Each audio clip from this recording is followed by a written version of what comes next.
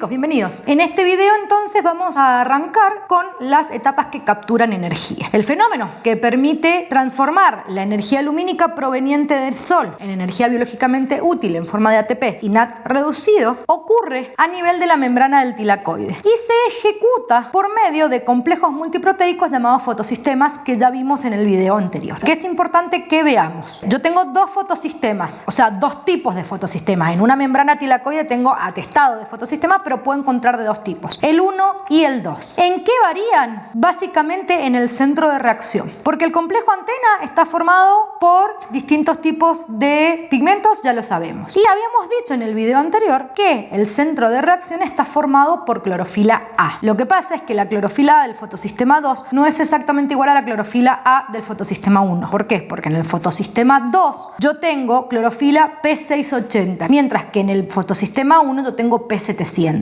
La otra cosa que quiero resaltar antes de empezar es que fíjense que el primero es el fotosistema 2 y después aparece el fotosistema 1. Eso ocurre porque primero descubrieron pero en realidad el proceso en lo que se conoce como flujo acíclico de electrones empieza por el fotosistema 2. Fíjense cómo están ahora dadas las concentraciones de protones y la ubicación de la ATP sintetasa. Fíjense que el gradiente positivo de protones, es decir, la mayor concentración de protones, ahora lo tengo en el lumen tilacoidal, adentro del tilacoide, y tengo menor concentración en el espacio intermembrana. Y fíjense que la ATP sintetasa, su subunidad F1 va a estar mirando al estroma del tilacoide. Dicho esto, arranquemos. Habíamos dicho que la energía proveniente del Sol podía viajar en formas de paquetes de energía, y esos paquetes de energía son fotones. Habíamos visto en el video anterior que cuando el fotón impacta sobre alguno de los pigmentos del complejo antena, desprende electrones. Estos electrones van saltando de pigmento en pigmento hasta que llegan al centro de reacción. En este caso habíamos dicho fotosistema 2 P680. Ahora este electrón con muchísima energía es largado a un aceptor primario de electrones. Y fíjense acá que no aparece nada novedoso, porque aparece de vuelta una cadena de transporte de electrones equivalente a la que vimos en respiración celular.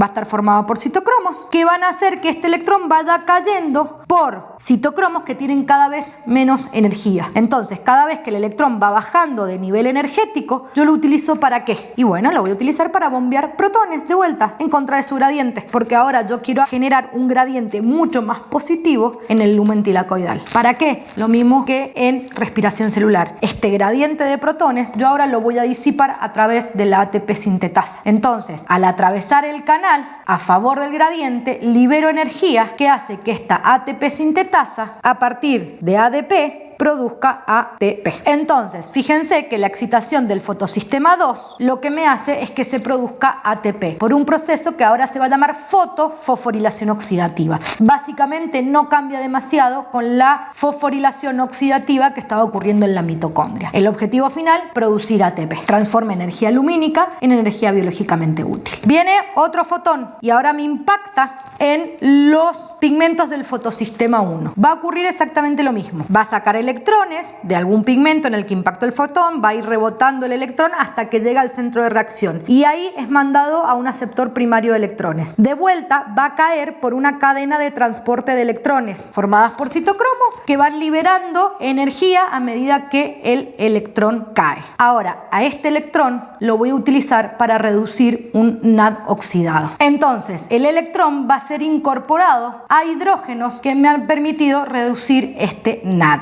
El fotosistema 1 reduce NAD. ¿Qué es importante que veamos acá? Nosotros habíamos dicho que al sacarle electrones a estos, el primer pigmento que fue impactado por el fotón se quedó sin electrones, perdió ese electrón. En la fotosíntesis acíclica, lo que ocurre es que los electrones que se perdieron en el primer pigmento son repuestos por el electrón que venía cayendo de la cadena de transporte de electrones del fotosistema 2. O sea que este electrón que venía cayendo acá, reemplaza al electrón que perdió el primer pigmento. El problema surge en este fotosistema porque yo no tengo de dónde reponer electrones acá, y acá es donde aparece el agua de la reacción, porque lo que va a ocurrir es lo que se conoce como fotólisis del agua. La energía lumínica va a romper a la molécula de agua liberando oxígeno y liberando hidrógenos. Entonces los electrones van a reponer a los electrones que perdió este primer pigmento y el oxígeno va a ser liberado como residuo. Por eso se llama fotosíntesis oxigénica, porque el oxígeno es el residuo que ocurre de la fotólisis del agua para reponer. Por eso en este caso el agua es el dador de electrones de todo el sistema. Resumamos: fotosíntesis acíclica. A partir de energía lumínica, yo por acción del fotosistema 2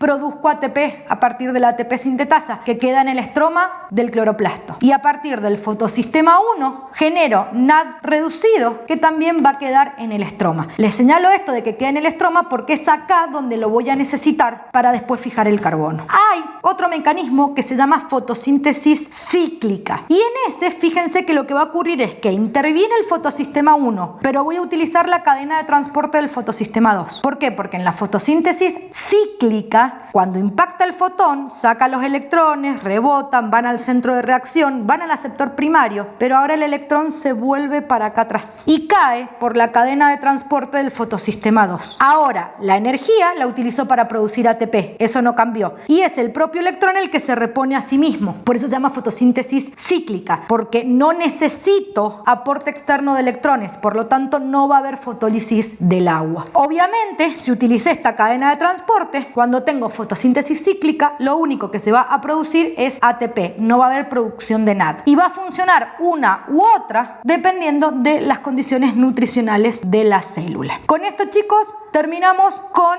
etapas que capturan energía. Me quedé con NAD reducido y ATP, que voy a utilizar para fijar, es decir, para reducir el carbono inorgánico, que eso lo vemos en el próximo video. Nos vemos.